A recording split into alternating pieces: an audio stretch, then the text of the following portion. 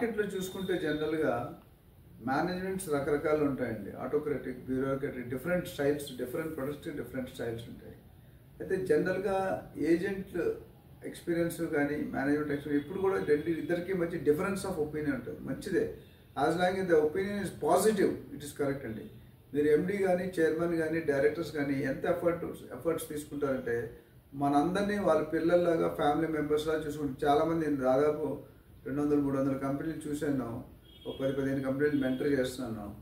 ఎండీకి పడే కష్టాలు ఏంటి? మీరు ఎండీ పేస్ ఉండి ఆలోచించండి. నేను ఎప్పుడైనా కస్టమర్కి సర్వీస్ చేస్తే I keep my legs in customer shoes. Customer షూస్లో మనం కాలు పెట్టి మనం కస్టమర్ అయితే ఈ ప్రోడక్ట్ కొంటామా?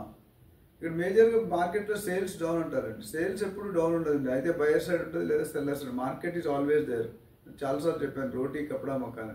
ఇక్కడ ఈ వీడియోలో ఏం హైలైట్ చేయాలనుకుంటుంటే everything will not be done by management, but majority of the things will be done by management.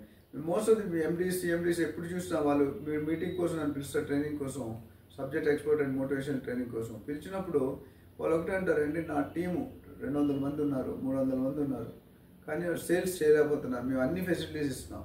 కరెక్టే, అంటే there is a slip between the cup and the lip. ఆ గ్యాప్ ఏంటనేది మీరు తెలుసుకోండి.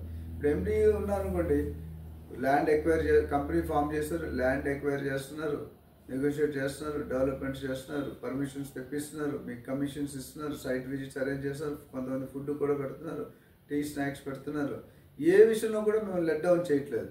అలాంటప్పుడు నా ప్రకారం బ్రోచర్ వాళ్ళే ఇస్తారు, డిజైన్స్ వాళ్ళే ఇస్తారు. మీరు చేయాల్సిందల్లా find out A customer and connect to your senior.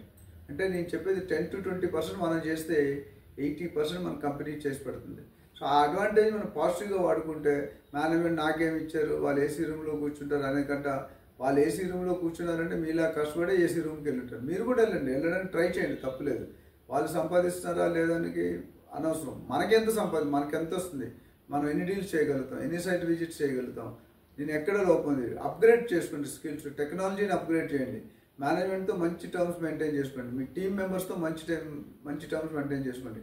ఇవన్నీ చేస్తే కనుక win-win situation to management, to agents, to the customers. ఈ ముగ్గురు విన్-విన్ సిచ్యువేషన్ పట్టిందల్లా బంగారమే. Sky is the high, sky is the limit to earnings.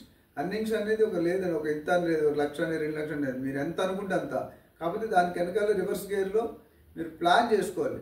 ఈ ఇయర్లో నేను ₹1,00,00,000 సంపాదించాలంటే 6 నెలలు గల మీరు 50 లక్షలు, 40 లక్షలు సంపాదించాలి. ఎలా వస్తుంది? 3 నెలల్లో 20 లక్షలు సంపాదించాలి. ఎలా సంపాదించాలి?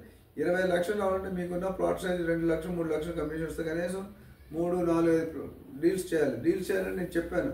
1000 enquiries, 100 leads, 10 site visits, 1 deal.